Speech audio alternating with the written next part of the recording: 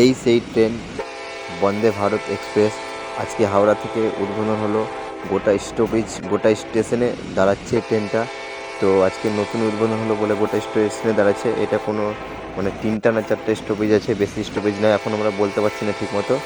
তো এটা বেশি স্টপেজ নয়, এটা নিউ জলপাইগুড়ি অবধি যাবে। তো তোমরা দেখো কত সুন্দরভাবে ট্রেনটা পুরো এসি কোচ আছে এটা।